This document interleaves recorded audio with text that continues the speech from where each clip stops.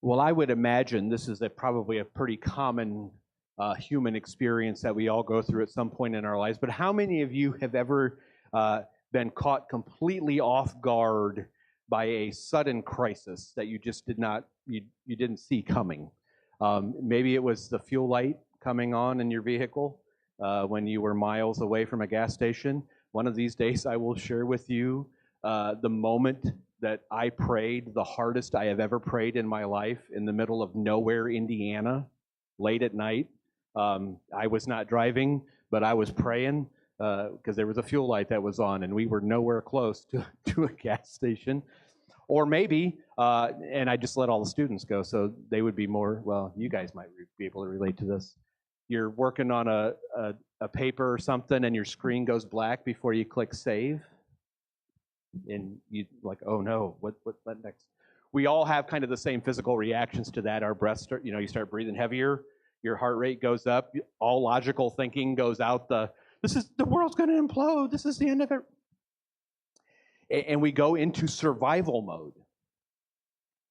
And what's interesting is those are kind of the exact same emotions that we tend to feel when we move into the chapter that we're moving into in the book of Revelation in chapter 6, because this is where the story really takes a dramatic and sudden and sobering turn. For the past 4 weeks, and really the first 4 weeks of this series, the view that we have had has been pretty majestic. We began by this. We've been having this upward perspective where we first saw Jesus revealing himself to John as he was walking among the lampstands, among his churches. And then in chapters 2 and 3, we listened in as Jesus was addressing those churches with messages of warning and encouragement. Over the last 2 weeks, we've gotten this peek through the door of heaven into the very throne room that has been filled with worship of the elders and the angels and all of creation joining in. Last week we met the Lamb, who is the only one who's worthy to unravel the mystery that we are about to dive into. And it's been a pretty incredible view so far. And today, the Lamb takes that scroll that we saw last week and he starts to break the seals on it. And the moment he does, the camera, so to speak, takes this sudden turn from the throne room of heaven, and it points directly down into the gritty, kind of blood-stained soil of human history. And the opening of the first 4 seals on this scroll unleash a thundering quartet of riders and horses that we have come to know as the 4 horsemen of the apocalypse. Now, for generations, these 4 horsemen have been kind of hijacked, I guess you could say, along with a lot of the book of Revelation. They have been used to spark paranoia. They have been used to kind of speculate and play a lot of end times guessing games. But I think when we read, as we have been trying to do throughout this series and throughout as we go through this book, as we read it through the eyes of those first century readers and we read it with discernment, and I'm going to use this word as we continue, as we read it responsibly, I think we start to see something a little bit different. Because what we find is that these 4 horsemen, and along with a lot of the other things that we read in the book, are not necessarily a puzzle about the future. Yes, they do involve some future things, but really they are a mirror that's held up not just to the present, it's also held up to the past and to things that are to come. The horsemen show us the exact predictable chain of events that happen when human societies try to run the world without God. And far from being something just to scare the daylights out of us, and that's not to say that they aren't disturbing, it's not to say that the things we're going to read are not difficult to process, but far from just being something there to scare us, really the big idea that we uncover as we go through this should really draw us to this grounded, deep comfort as we look around at the things going on in our own world. Because the reality is, While the horsemen are incredibly good at what they do, they are operating on a short leash. They have strict boundaries, and most importantly, they lose in the end. You could say, we'll see how many people get this reference. You could say they are the Susan Lucci of the book of Revelation. Now, for those of you who got that reference, I know which one of you watch soap operas. I won't go any further into it than that. Very good at what they do, but at the end of the day, they lose. And before the final seal is broken on this scroll, as we have talked about, I think I mentioned this last week, we're going to come down out of the tornado of the chaos that the horsemen cause, and we're going to be reminded who it is that can survive this storm and how they survive, and who it is who is completely and utterly in control of the entire situation. So let's look together at Revelation chapter 6, beginning at verse 1, as we start to meet these horsemen. John writes, "As I watched, the Lamb broke the first of the 7 seals on the scroll. Then I heard one of the 4 living beings say with a voice like thunder, 'Come.' I looked up and saw a white horse standing there. Its rider carried a bow, and a crown was placed on his head. He rode out to win many battles and gain the victory." So the Lamb breaks the first seal, and this creature thunders a command to come, and a white horse charges onto the stage with a rider on his back that holds a bow and receives a crown on his head, and he comes out with one singular driving obsession: to win victories and to conquer. Now, if we were to read this through like a modern kind of sci-fi kind of lens, we would picture this kind of demon-like figure appearing out of nowhere, coming out of the scroll and riding across the scene. And there is that image there, but again, we need to remember we're dealing with apocalyptic literature. They are images here that are pointing to realities that are kind of hidden, and John is unveiling, or it is being unveiled to John, and he is relating to us some of the deeper spiritual realities of what is going on. John's readers in the first century would have read that, and they would have known, oh yes, he's talking about imperial ambition. And if anybody knew what imperial ambition looked like, it was people who lived in the Roman Empire in the first century. In the ancient world now today, we think about empires a little bit differently, especially post-World War II. But I don't know that the idea of empire has left. It just looks different. But in the first century especially, conquest was the ultimate goal of empire, and there was nobody better at it than Rome. Rome prided itself on its ability to swallow up nation after nation. And they would have swallowed up more, except for the fact that they were not the only imperial force on the landscape in the first century. Just to the east were their neighbors, the Parthians. Now, we don't know nearly as much about the Parthians because they didn't record their history in quite the same way that Rome did, but they were no less ambitious and no less bent on conquest. And they were so powerful that they were the only military force in the world at the time that Rome actually feared. Rome would have expanded farther east had it not been for the Parthians. And while Rome was known for their infantry and their legions, the Parthians were known for their cavalry. They rode majestic white horses, and they had the most gifted archers on the face of the earth at the time. In fact, if you know anything about first century history, you might have heard of the Parthian shot, which was a military ploy to trick armies into thinking that the Parthians were retreating. Their cavalry would start riding away at a full run, only to have the pursuing army get close to them, and their archers would literally turn around in the saddle and start firing their arrows at them. And it was a very effective technique. So while by and large the image that John has in mind for the original readers is Rome, there are other empires at play here. It's Rome, it's Egypt, it's the Assyrians, it's the Babylonians, it's the Parthians, and it's every empire that has existed since. He's using this striking imagery to unmask the spirit that drives worldly empires. This white horse and its rider represent the human obsession with nationalism, with dominance, and with expansion. It's the script that says that our security is found in our military budgets and in our political systems and in our structures.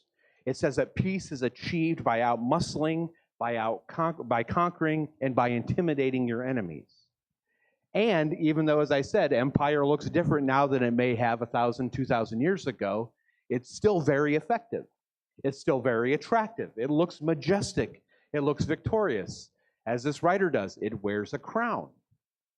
But look at what happens. The moment that the first horseman runs wild in a society, he drags 3 other horsemen with him. Worldly ambition and conquest always trigger a chain reaction that ends up resulting in human misery. So as we meet the second writer in verses 3 through 4, it says this: "When the Lamb broke the second seal, I heard the second living being say, 'Come.' Then another horse appeared, a red one. Its rider was given a mighty sword and the authority to take peace from the earth, and there was war and slaughter everywhere." So the second seal opens, and a red horse charges out, and its rider is handed a large sword and given a specific authority to take peace from the earth. And the result, when peace is gone, is war and slaughter everywhere. Now, if the first horse represents imperial ambition, the second horse represents the systemic violence that is a result of that. When a nation or a people choose the script of the white horse, the script of conquest and dominance, it always tends to unleash the red horse, the horse of violence. Violence begets violence. And what's interesting is that, as we have seen over and over again in history, the sword that is used to conquer others on the outside is almost always the same sword that tears you apart from the inside. And notice what follows hot on the heels of the red horse in verses 5 and 6. It says, "When the Lamb broke the third seal, I heard the living being say, 'Come.' I looked up and saw a black horse, and its rider was holding a pair of scales in his hand. And I heard a voice from among the 4 living beings say, 'A loaf of wheat bread or 3 loaves of barley will cost a day's pay, and don't waste the olive oil and wine.'" So the third seal opens, a black horse arrives, and its rider holds a pair of scales. But lest you think that justice is coming, the scales that he holds does not represent the scales of justice. They actually represent the scales of inequality. Because the scale that he's holding is an ancient tool that was used for weighing food and currency. And the voice declares that as a result of the imperial ambition and the systemic violence, there's economic and scarcity of food and supplies. The reality is, a single loaf of wheat bread, which, what is it now? If you get fancy wheat bread, it's like $3, right? I make more than $3 a day. But a loaf of wheat bread or 3 loaves of barley is going to cost a man his entire day's wages. The black horse represents the economic hardship and famine that results when an empire goes to war. The economy fractures, inflation skyrockets, and the basic necessities of life, here represented by wheat and barley, they become luxury items. But that's only half of the story, because there's that little kind of strange line at the end of that passage there that says, "And don't waste the olive oil and wine." Olive oil and wine were not staple items. They were luxury items. They were the staple, they were the cash crops of the wealthy and the elite. And so John is kind of pulling back the curtain on this devastating economic result that comes from these first two horses. And he's saying that not only are the poor starving, not only does a loaf of bread cost a day's pay, but the luxury items, the things that the cream of the crop, so to speak, in the society are living off of, that's socked away for a rainy day. Well, this just happens to be kind of that rainy day. It's a system where the wealthy are profiting off the inflation that is crushing the poor. And then finally, look at the fourth seal in verses 7 and 8. When the Lamb broke the fourth seal, I heard the fourth living being say, "Come." I looked up and saw a horse whose color was pale green. Its rider was named Death, and his companion was the grave. They were given authority over 1/4 of the earth to kill with the sword and famine and disease and wild animals. So the first horse is white, second horse is black, third horse is red, the fourth horse is pale green, the color of a decaying corpse. Its rider is Death.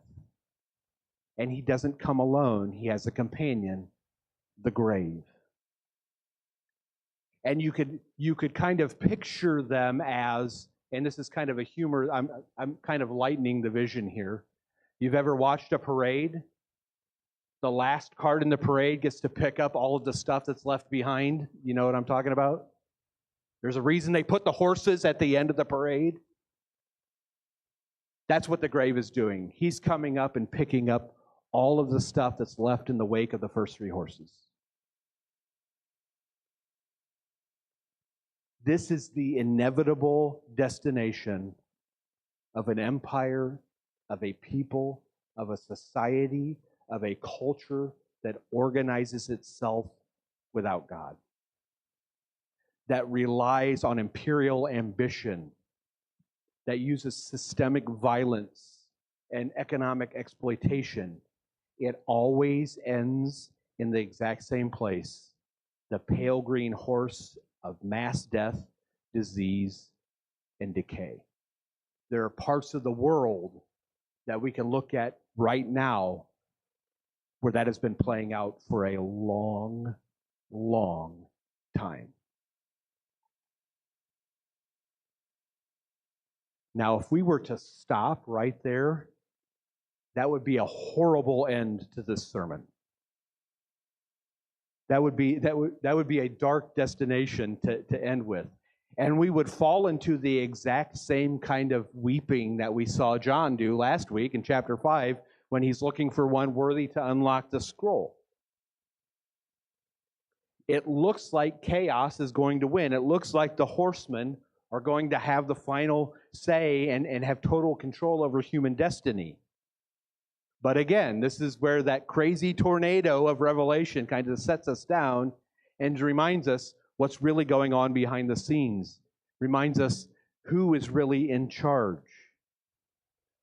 Remember who it is who's breaking the seals on the scroll. It's the Lamb.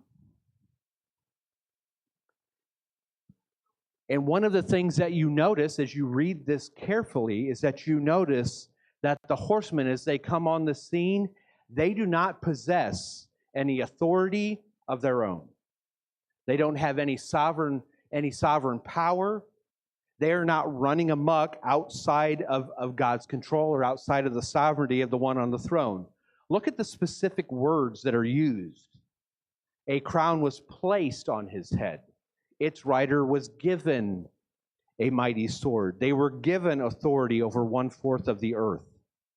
Even in the midst of human rebellion and breakdown and death and decay, God has placed strict boundaries around the chaos. The horsemen, again, are on a short leash. Death and the grave are given authority over only 1/4 of the earth, not the whole thing. Why is that? This is something we're going to see over and over again as we go through the book. That's because there's always mercy available. God's goal in all of this is not destruction, it's redemption. It's transformation. He doesn't want to destroy everything. In fact, the things that he's pouring out are for the very purpose of curbing the destruction, of bringing an end to the rebellion. But it does come in the form of judgment and wrath. And in this case, there's a sense that the judgment that God is pouring out, the wrath that he's pouring out, is not him actively taking punishment and throwing it at people. He's just kind of stepping back and taking his hands off the reins. As he releases these horsemen, he's honoring human free will. He's showing what the self-destruction that can occur when systems of the empire are allowed to run their natural course. He says, if you want to live by the sword, if you want to hoard wealth, if you want to build a culture without me, I'm going to show you exactly what that looks like. The horsemen represent the internal collapse of the empire when it functions outside of the sovereignty and the reign of the one on the throne. And again, the horsemen are very good at what they do. They disrupt economies. They launch wars. They fill graveyards. But they are inherently limited. They cannot touch the sovereignty of the one on the throne, and they cannot derail the final victory of the Lamb, which has already been accomplished. It kind of shows you why evil tends to fight so viciously, and the darkness seems to be so aggressive. I think they know they've lost, but they're going to take as many people with them as they can. It's one of the reasons that you see God push back so aggressively.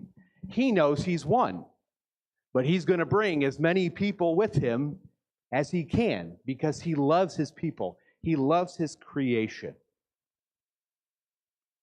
But I think it's also important to see that what we're reading about here with the horsemen is that these are not just things. Now, again, we've talked about the historical context. John, obviously, in his writing, he's pointing to things that the church is experiencing in the first century through Rome. And there's also an element of there's things that we are still waiting to play out and to happen.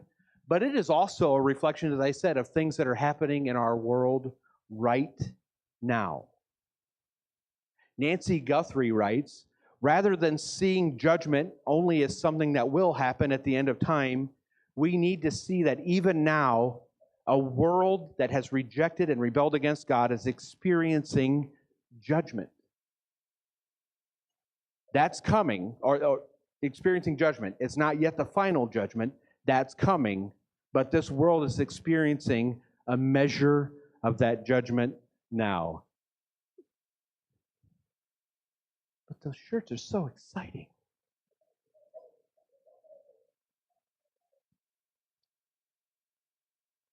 But that's only 4 seals. There's 3 more to go. As the 5th seal opens, we really start to see the human cost of the damage and the chaos caused by the 4 horsemen.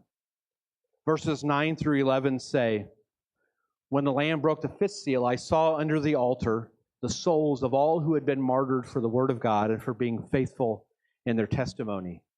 They shouted to the Lord and said, O sovereign Lord, holy and true, how long before you judge the people who belong to this world and avenge our blood for what they've done to us? Then a white robe was given to each of them, and they were told to rest a little longer until the full number of their brothers and sisters, their fellow servants of Jesus who were to be martyred, had joined them. These voices that we hear coming from under the altar, those are the voices who have suffered the destruction of the horsemen. They're the ones who have been picked up by death and the grave, specifically for the fact that they have not turned their back on the Lamb. They have pledged their allegiance to the one on the throne.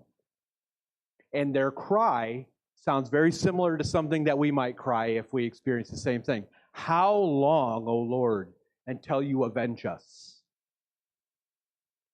How long until you vindicate us? They've suffered the destruction, and they want to know when God is going to advocate for them. And what I find interesting there is God pretty much just says, it's coming.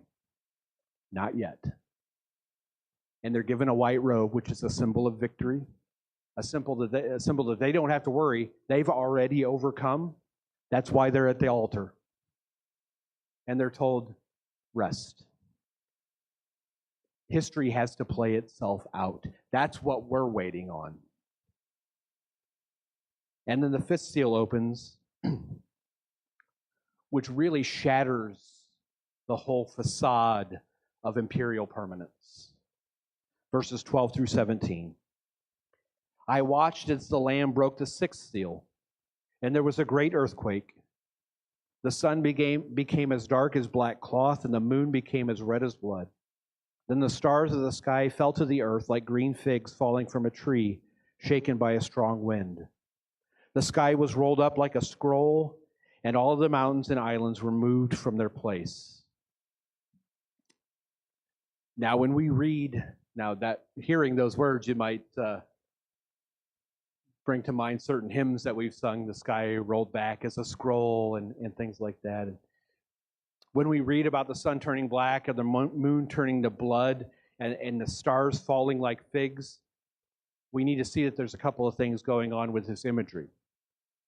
Again, in the ancient world, especially those who would have been steeped in the Old Testament, the sun, the moon, the stars, they weren't just lights in the sky.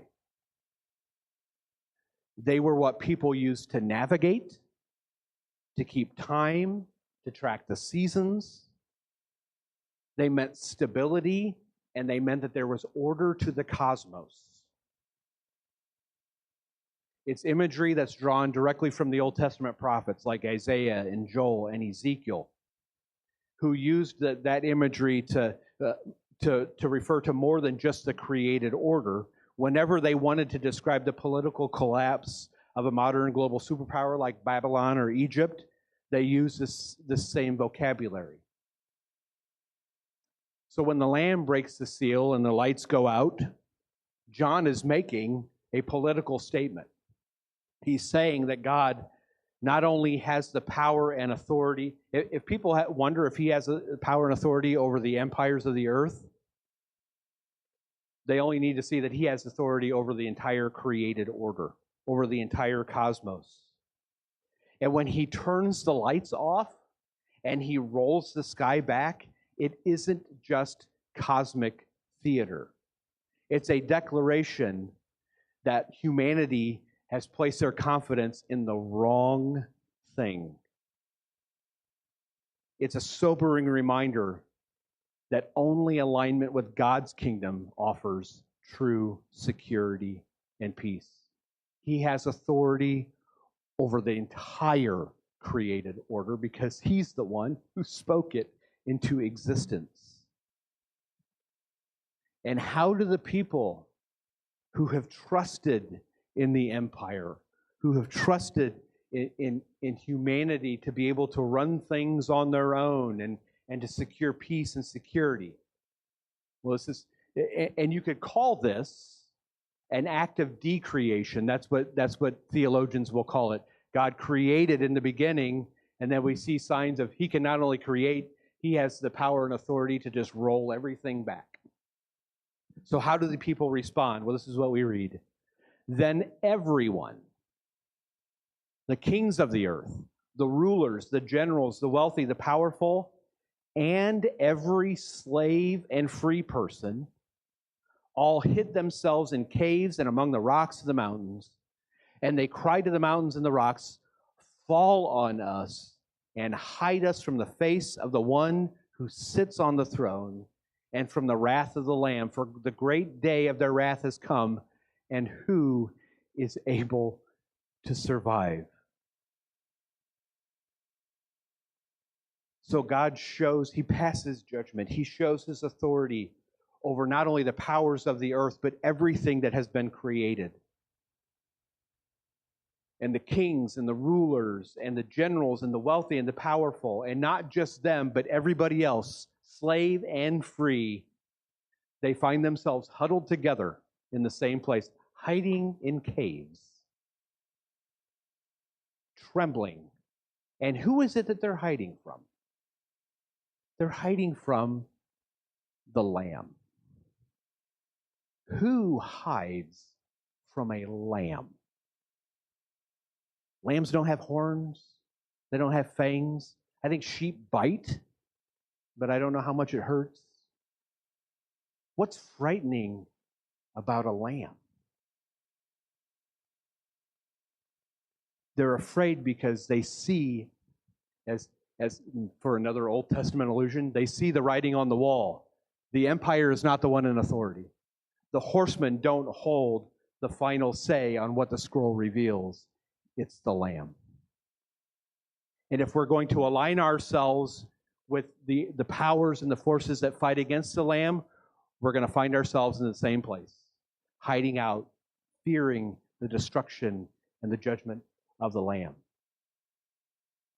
They realize that all of the kingdoms that they have built, all of the things that they've put their trust in, are their fragile houses of cards, and that the true king is a lion that looks like a slaughtered lamb.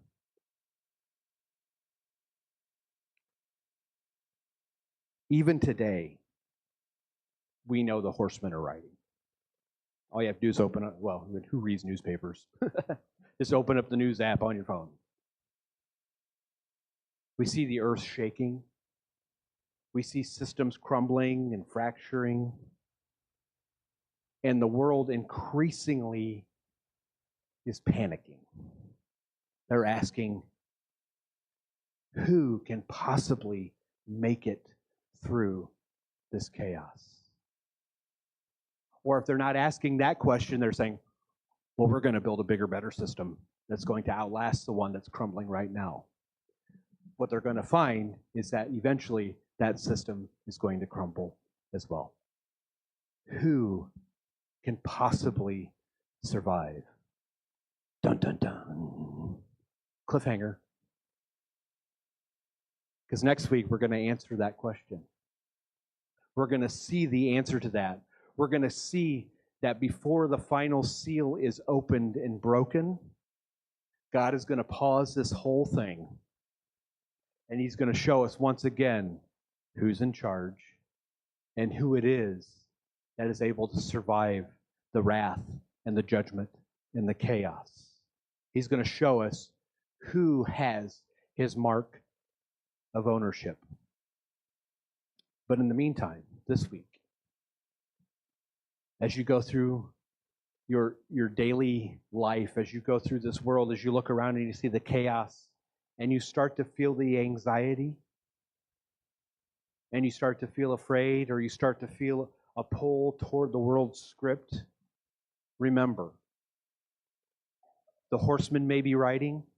They may even be very good at what they're doing, but they've already lost the war. Trust the Lamb. Trust the King who holds your future.